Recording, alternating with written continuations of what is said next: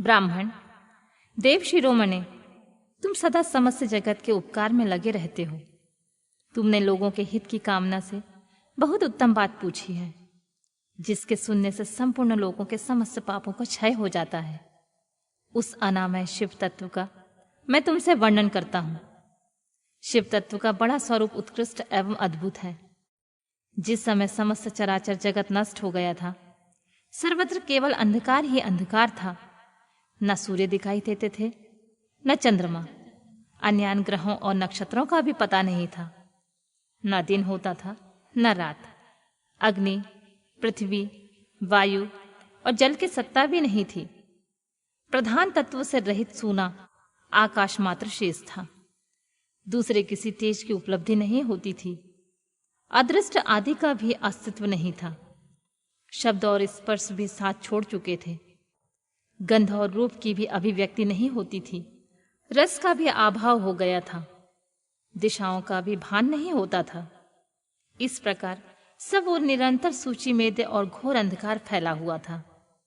उस समय तत्वसद ब्रह्मा, इसी श्रुति में जो सत सुना जाता है, एकमात्र वही शेष था।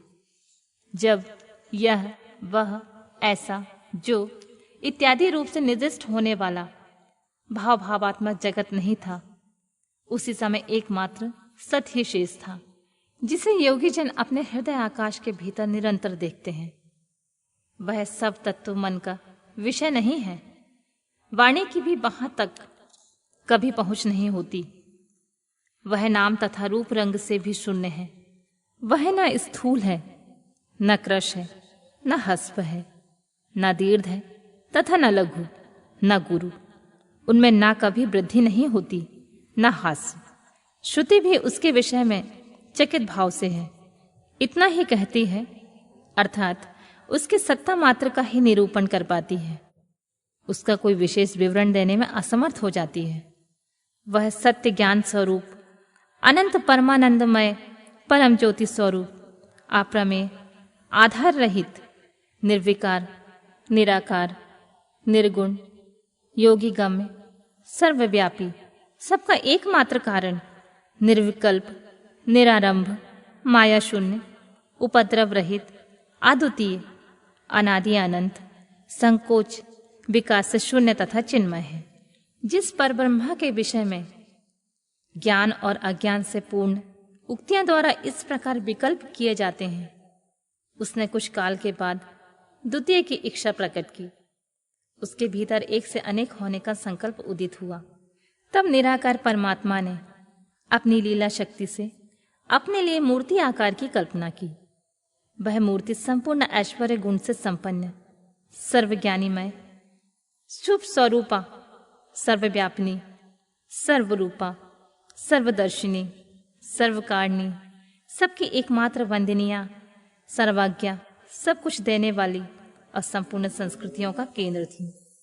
उस शुद्ध रूपणी ईश्वर मूर्ति की कल्पना करके वह अद्वितीय, अनादि, अनंत, सर्व प्रकाशक, चिन्मय, सर्वव्यापी और अविनाशी परब्रह्मा अंतर्निहित हो गया।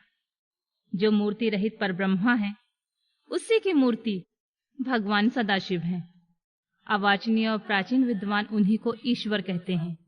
उस समय एकाकी रहकर स्वेच्छा अनुसार विहार करने वाले उन सदाशिव ने अपने विग्रह से ही स्वयं एक स्वयंभूता सृष्टि की रचना की, जो अपने श्रीअंग से कभी अलग होने वाली नहीं थी। उस पराशक्ति को प्रधान, प्रकृति, गुणवती, माया, बुद्धि तत्व की जननी तथा विकार रहित बताया गया है। वह शक्ति अंबिका कही गई है। उसी को प्रकृति सर्वेश्वरी, द्विदेव जननी, नित्या और मूल कारण भी कहते हैं। सदाशिव द्वारा प्रकट की गई उस शक्ति की 8 भुजाएं हैं। वह शुभ लक्षणा देवी के मुख की शोभा विचित्र है। वह अकेली ही अपने मुखमंडल में सदा एक सहस्र चंद्रमाओं की कांति धारण करती है। नाना प्रकार के आभूषण उनके श्री अंगों की शोभा बढ़ाते हैं। वह देवी नाना प्रकार की गतियों से संपन्न है। उसके खुले हुए नेत्र खिले हुए कमल के समान जान पड़ते हैं। वह अचिंतनीय तेज से जगमगाती है।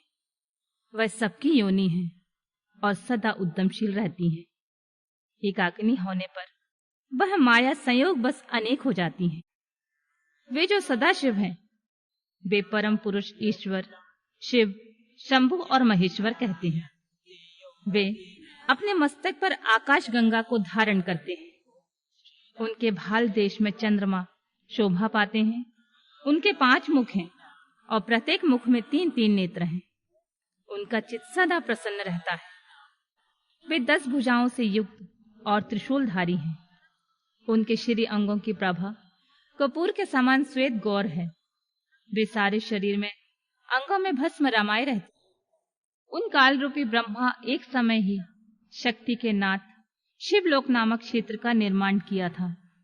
उस उत्तम क्षेत्र को काशी कहते हैं। वह परम निर्वाण या मोक्ष का स्थान है जो सबके ऊपर विराजमान है। वे प्रिया, प्रियतम रूप, शक्ति और शिव जो परमानंद स्वरूप है, उस मनोरम क्षेत्र में नित्य निवास करते हैं। काशीपुरी परमानंद स्वरूपनी है। मुने, शिव और शिवा ने प्रलय काल में भी कभी उस क्षेत्र को अपने सानिध्य से मुक्त नहीं किया है। इसलिए विद्वान पुरुष उसे अविमुक्त क्षेत्र के नाम से जानते हैं। वह क्षेत्र आनंद का हेतु है।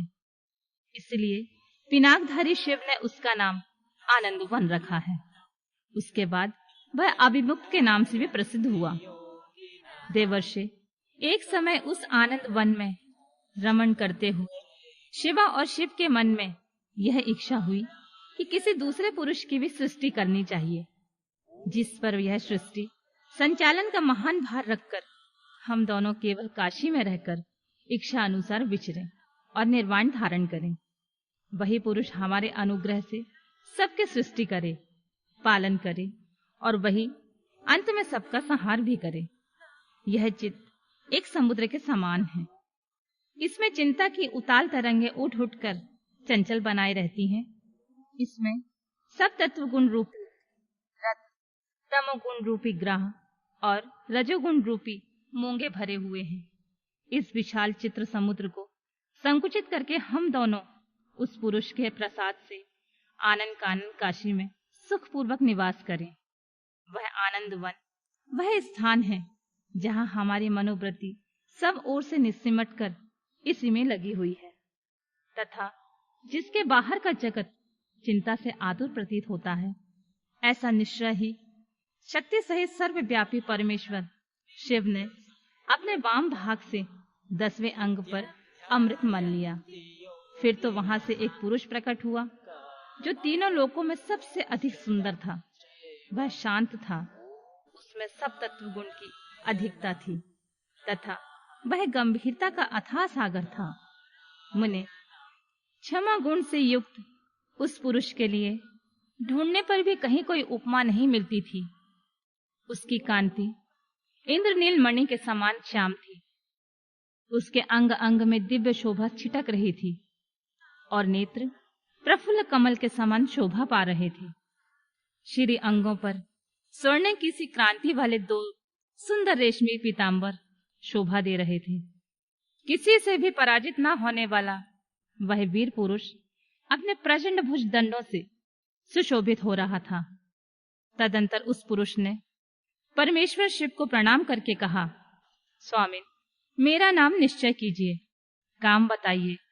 उस पुरुष की यह बात सुनकर महेश्वर भगवान शंकर हंसते हुए मेघ के समान गंभीर वाणी में बोले, व्यापक होने के कारण तुम्हारा नाम विष्णु नाम से विख्यात हुआ। इसके सिवा और भी बहुत से नाम होंगे जो भक्तों को सुख देने वाले होंगे। तुम सुस्थित उत्तम तप करो, क्योंकि वही समस्त कार्यों का साधन है। ऐसा कहकर भगवान शिव ने श्रास मार्ग से श्री विष्णु को वेदों का ज्ञान प्रदान किया। तदंतर अपनी महिमा से कभी च्युत न होने वाले श्री हरि भगवान शिव को प्रणाम करके भारी तपस्या करने लगे और शक्ति सहित परमेश्वर शिव भी पार्षद गणों के साथ वहां से अदृश्य हो गए। भगवान विष्णु ने सुदीर्घ काल तक बड़ी कठोर तपस्या की। तपस्या के परिश्रम से युक्त भगवान विष्णु के अंगों से नाना प्रकार की जल धाराएं निकलने लगी। यह सब भगवान शिव की माया से ही संभव हुआ। महामुने, उस जल से सारा आकाश व्याप्त हो गया और ब्रह्मरूप जल अपने स्पर्श पात्र से सब पापों को नाश करने वाला सिद्ध हुआ। उस समय थके हुए परम पुरुष विष्णु ने स्वयं उस जल में शयन किया। वह दीर्घ काल तक बड़ी प्रसन्नता के साथ उसमें रहे।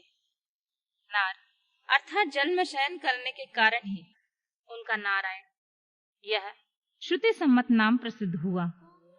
उस समय उन परम पुरुष नारायण के सिवा कोई दूसरी प्राकृत वस्तु नहीं थी। उसके बाद ही उन परमात्मा महात्मा नारायण देव ने यथासंभव सभी तत्व प्रकट हुए। महामते, विद्वान, मैं उन तत्वों की उत्पत्ति का प्रकार बता रहा हूं। सुनो। प्रकृति से महत्व प्रकट हुआ। महत्व से 3 गुण। इन गुणों के भेद से ही त्रिविध अहंकार की उत्पत्ति। अहंकार से 5 तन्मात्राएं हुई और उन तन्मात्राओं से 5 भूत प्रकट हुए। उसी समय ज्ञानेंद्रियों और कर्मेंद्रियों का भी प्रादुर्भाव हुआ। इस प्रकार मैंने तुम्हें तत्वों की संख्या बताई है। इनमें से पुरुषों को छोड़कर शेष सारे तत्व प्रकृति से प्रकट हुए, इसीलिए सबके सब जड़ हैं।